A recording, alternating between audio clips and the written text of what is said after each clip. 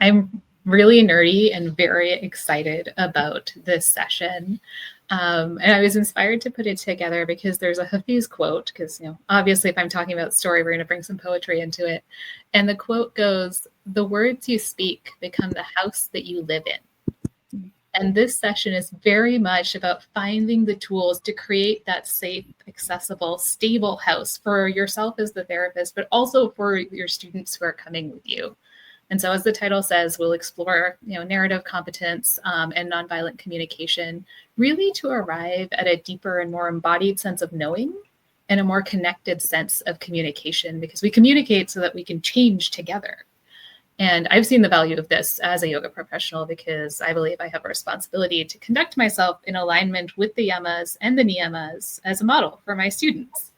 And so the conversation we'll have in the session really will sort of unpack these complex sort of ideas of, what is narrative competence? What is nonviolent communication?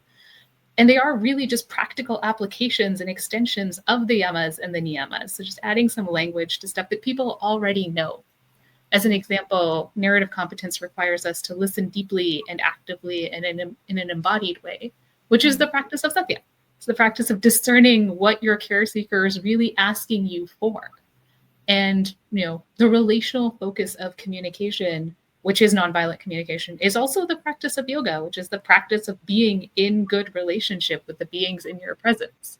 And so it's knitting together these concepts, adding some tools.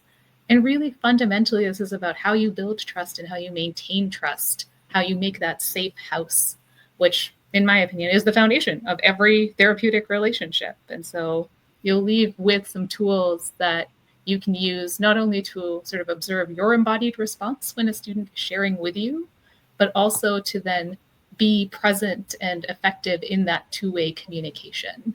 And so I hope folks will leave the session with a sense of how to personally apply all of these sometimes big concepts of yoga philosophy in real time as they're practicing.